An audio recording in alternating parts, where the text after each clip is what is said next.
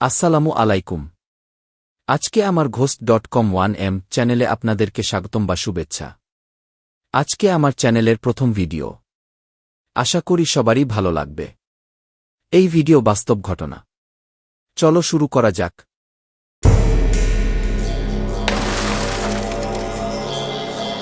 2019 সালের মাঝামাঝি সময়। ঢাকা শহর তখন এতটা ব্যস্ত হয়ে ওঠেনি। বসুন্ধরা সিটি মল তখনও নতুন।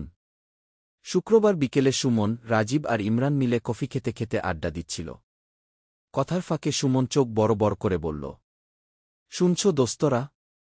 ভাওয়ালগড়ের জঙ্গল নাকি এখনও রহস্যে ভরা। রাজীব হেসে বলল, হ্যাঁ শুনেছি। রাতে নাকি অদ্ভুত সব জিনিস হয়। ডাকাডাকি, ছায়া দেখা যায়। কে জানে কিছু আছে কি না ঘি। ইমরান একটু অস্বস্তি নিয়ে বলল, এইসব কথা বলো না ভাই। শুনলেই গা ছমছম করে কি। সুমন হাসতে হাসতে বলল, শুনো প্ল্যান, আগামীকাল সকালেই বের হব। মাইক্রোবাস নিব, খাবার, টর্চ, ম্যাপ সব কিছু রেডি করব।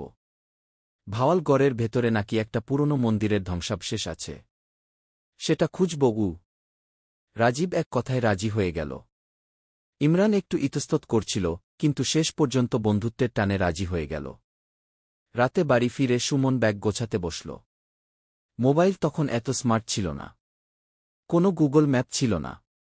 সে প্রিন্ট করা ম্যাপ, 4টা টর্চ, শুকনো খাবার, পানির বোতল, রশি আর ছোট একটা কম্পাস ব্যাগে ভরে রাখল। মা তখন পাশে এসে জিজ্ঞেস করলেন, কোথায় যাচ্ছ বাবা কাল? সুমন হেসে বলল, কিছু বন্ধু মিলে গাজীপুরের দিকে যাচ্ছি মা। একটু ঘুরতে। চিন্তা করো না ঘি। মা কপালে হাত বুলিয়ে দিলেন। একটু দুশ্চিন্তায় ভরা কণ্ঠে বললেন, ভাওয়ালগড়ের দিকটায় শুনেছি রাতের বেলা অদ্ভুত ঘটনা ঘটে। সাবধানে থেকো বাবা ঘি।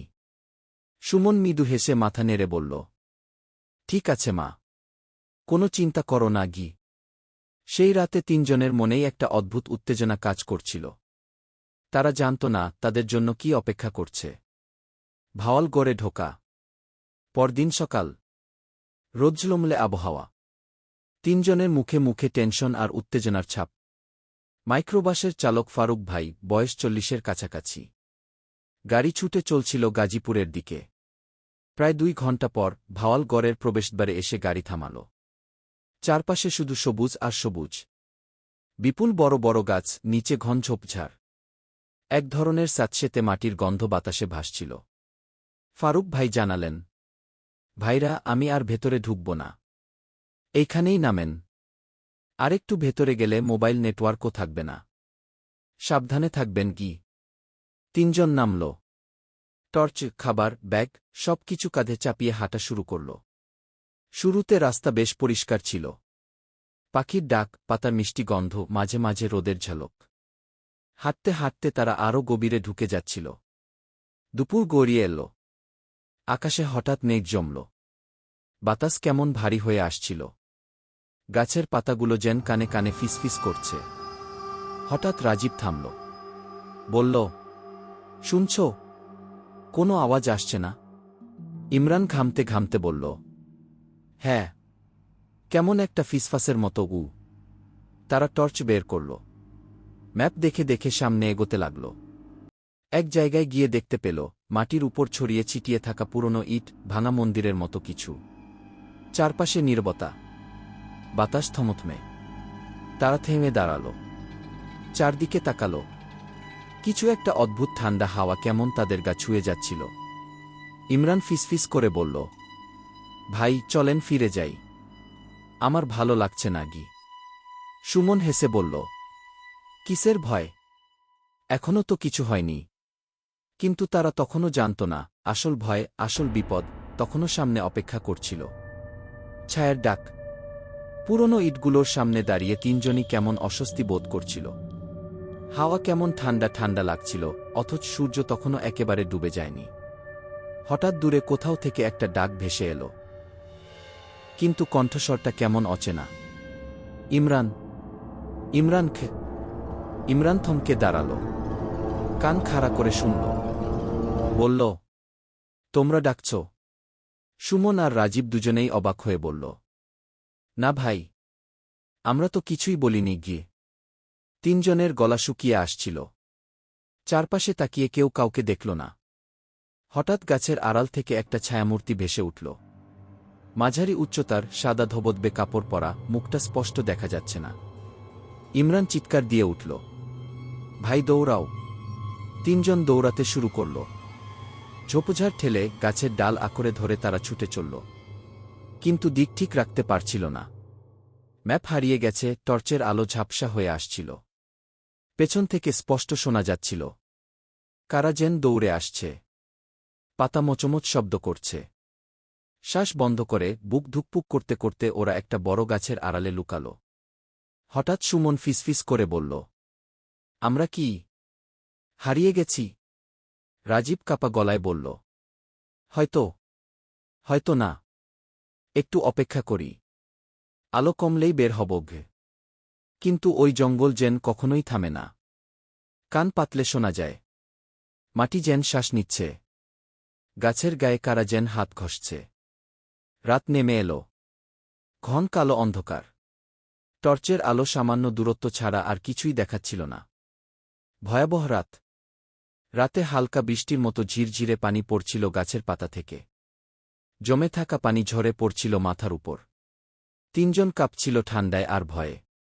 হঠাৎ একসময় সুমন বলে উঠল, আমার পেছনে কে যেন দাঁড়িয়ে আছে ভাই। রাজীব আর ইমরান থমকে তাকাল। টর্চের আলো ঘুরাল। কিছুই দেখা গেল না। কিন্তু আবার সেই গলা, একটা মেয়ের মতো করুণ স্বরে বলছে, এখানে থাকো, ফিরে যেও না গি। ইমরান চোখ বড় বড় করে বলল, ভাই এইখানে থাকলে মরব আমরা। চলেন কোনো দিকে হাঁটি গি। তারা দিশাহীনভাবে হাঁটতে লাগল। কিন্তু কেমন জানি মনে হচ্ছিল, যেদিকেই যায় আবার সেই একই গাছের কাছে ফিরে আসে। একসময় টর্চের ব্যাটারি শেষ হয়ে গেল। ঘন অন্ধকারের মধ্যে তারা শুধু হাত ধরে হাঁটতে লাগল। পেছনে পেছনে সেই চাপা পায়ের আওয়াজ, যেন কেউ আস্তে আস্তে পেছন পেছন আসছে। কখনো কানের কাছে হালকা ফিসফাস, কখনো গলার ভেতর চাপা হাসি। ইমরান হঠাৎ মাটিতে পড়ে গেল। চোখ মেলে দেখে মাটির ভেতর থেকে একটা হাত উঠে আসছিল। সে চিৎকার করে উঠে দাঁড়াল, দৌড়াতে লাগল। পেছনে তাকিয়ে দেখল রাজীব আর সুমন কোথাও নেই। সে একা হয়ে গেছে। কুয়াশার মধ্যে মৃত্যু। ইমরান দৌড়ে দৌড়ে একটা ফাঁকা জায়গায় এসে দাঁড়াল। চারদিকে ঘন কুয়াশা। হঠাৎ কুয়াশার মধ্যে থেকে একটা মেয়ে বেরিয়ে এলো। চুল ঝুলে আছে সামনের দিকে, কাপড়ে কাদামাটি লেগে গেছে। মুখ দেখা যাচ্ছে না। মেয়ে আস্তে আস্তে এগিয়ে আসছিল। ইমরান পেছাতে লাগল। কিন্তু যত পেছায় তত যেন কুয়াশা ঘন হয়ে আসছিল। মেয়েটা হাত বাড়াল। তার ঠান্ডা, জমাট বাঁধা হাত ইমরানের গলায় ছোঁয়া লাগতেই সে চিৎকার করে মাটিতে লুটিয়ে পড়ল। তারপর আর কিছুই মনে ছিল না তার। ভোরের আলোর সত্য। ভোরের আলো ফুটল। রেঞ্জারদের একটা টহল দল জঙ্গলের ভেতর ঢুকল। তারা দেখতে পেল একটা গাছের গোড়ায় অচেতন অবস্থায় সুমন পড়ে আছে। কিছু দূরে রাজীব হাঁটু গেড়ে বসে কাঁদছিল। আর ইমরান, সে আর কোথাও ছিল না। সুমন আর রাজীবকে উদ্ধার করা হল। হাসপাতালে ভর্তি করা হল। পরে তারা শুধু এটুকুই বলতে পারল, কেউ ছিল আমাদের পেছনে, অন্ধকারের মধ্যে। একটা মেয়ে। আর ইমরানকে নিয়ে গেল। পুলিশ আর রেঞ্জাররা অনেক খুঁজল। কিন্তু ইমরান আর কখনো পাওয়া গেল না। ভাওয়ালগড়ের জঙ্গল সেই রহস্য আজও বয়ে বেড়াচ্ছে। 2019 সালের সেপ্টেম্বর মাস। সদ্য চাকরি পাওয়া রাহাত মতিঝিলে একটা প্রাইভেট ফার্মে জয়েন করেছে। অফিসের দূরত্ব, ভাড়ার বাজেট আর একান্ত নিজের মতো থাকবার জন্য সে খুঁজে পায় নয়াপল্টনের এক পুরনো দালানের চতুর্থ তলার ছোট্ট একটা ফ্ল্যাট। বাড়িওয়ালা একজন প্রৌঢ়, নাম মকবুল সাহেব, ফ্ল্যাটটা যেন চারজলদি দিয়ে দিতে চান। রাহাত একটু সন্দেহ করে, ভাই এত কম ভাড়ায় এখানে কিছু সমস্যা আছে নাকি? মকবুল হেসে বলেন, আরে না, পুরনো ফ্ল্যাট তো, তাই কম। তবে হ্যাঁ, আগের ভাড়াটিয়ার কিছু পার্সোনাল সমস্যা ছিল। রাহাত গুরুত্ব না দিয়ে চুক্তি করে ফেলে।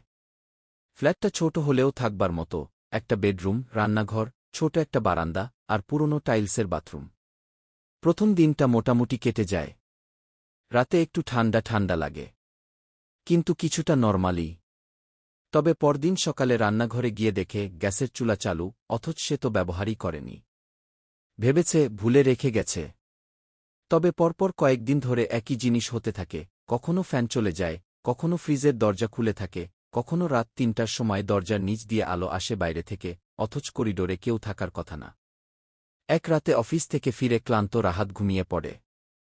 হঠাৎ রাত ৩টা নাগাদ একটা আওয়াজে ঘুম ভেঙে যায়। জানালার কাছে যেন কেউ ধাক্কা মারল। সে উঠে গিয়ে দেখে জানালার বাইরে ছায়াময় একটা অবয়ব দাঁড়িয়ে, মুখ দেখা যায় না, শুধু ধূসর জামা আর এক ধরনের ছায়া যেন ঝুলে আছে। চোখের পলকে মিলিয়ে যায়। রাহাত ভাবে দৃষ্টি বিভ্রম। কিন্তু তখনই দেখতে পায় জানালার কাচ ঘোলাটে, কারো নিঃশ্বাস পড়ে যেন ভেতরে লেখা, আমি ফিরেছি গি। পরদিন সকালে নিচতলার চাচা সিদ্দিককে পেয়ে জিজ্ঞেস করে, এই ফ্ল্যাটে আগে কেউ থাকতেন? চাচা হেসে বলেন, তোর মতোই একটা তরুণ ছেলে ছিল, নাম সম্ভবত রিজওয়ান। শান্ত, ভালো ছেলে। কিন্তু শেষের দিকে কিছুদিন অদ্ভুত ব্যবহার করত। সবার সঙ্গে এড়িয়ে চলত, রাত ৩টার সময় ছাদে যেত একা একা, আর ফ্ল্যাটে দরজা বন্ধ করে বসে থাকত। একদিন হঠাৎ নিখোঁজ। পরে পুলিশ এসে ঘর খুলে দেখে সে মারা গেছে। গলা শক্ত হয়ে গেছে, চোখ দুটো একদম খোলা গি। এরপর শুরু হয় ঘন ঘন অস্বাভাবিকতা। ফ্রিজের খাবার নষ্ট হয়ে যায়, ঘরে দুর্গন্ধ, টিভি নিজে নিজে চালু হওয়া, আর রাত ৩টার সময় নির্দিষ্ট করে দরজায় টোকা পড়া, ঠিক ৩ বার। এক রাতে রাহাত ভিডিও রেকর্ডার সেট করে ঘুমায়। সকালে উঠে দেখে ভিডিওতে রাত ৩টা ৪০ ক্যামেরার সামনে দিয়ে কেউ হেঁটে যায়। মুখ ঢাকা, হাত লম্বা, শরীরটা অদ্ভুতভাবে বাঁকা। কিন্তু তার ঘরের দরজা জানালা তো তালা দেওয়া ছিল। রাহাত মানসিকভাবে ভেঙে পড়তে শুরু করে। অফিসেও যেতে পারে না ঠিকমতো। মুখ শুকিয়ে যায়, চোখের নিচে কালি, সব সময় ঘুম ঘুম ভাব। সে ভাবে চলে যাবে। কিন্তু দরজার কাছে গেলেই দরজার হাতল গরম হয়ে যায়, যেন কেউ ভিতর থেকে চেপে ধরে আছে। এক রাতে সে আর থাকতে না পেরে কোরআন শরীফ নিয়ে ঘরের এক কোণে বসে থাকে। কিন্তু রাত বাড়তেই দেয়ালের ফাঁক থেকে কাঁপুনি শুরু হয়।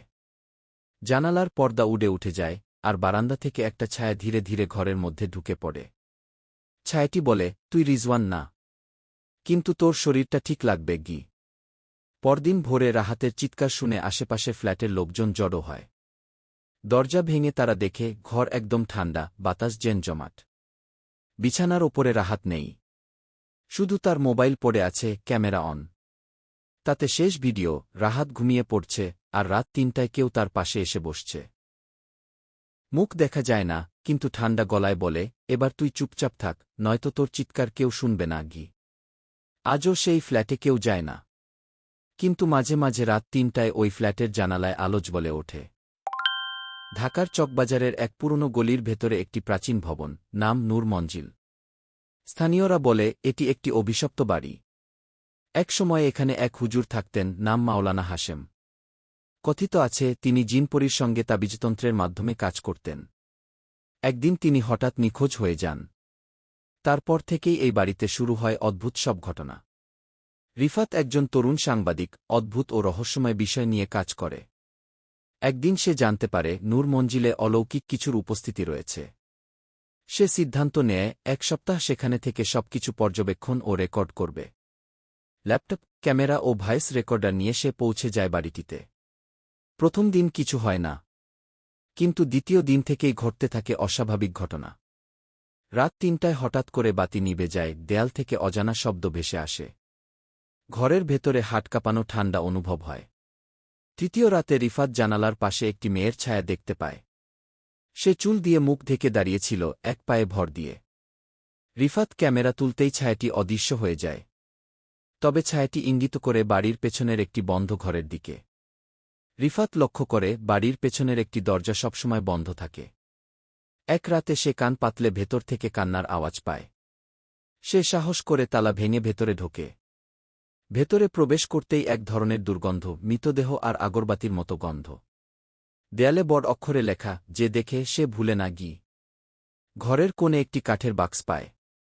খুলে দেখে ভিতরে আছে মানুষের চুলের গোছা, একটি চোখহীন পুতুল এবং একটি খাতা।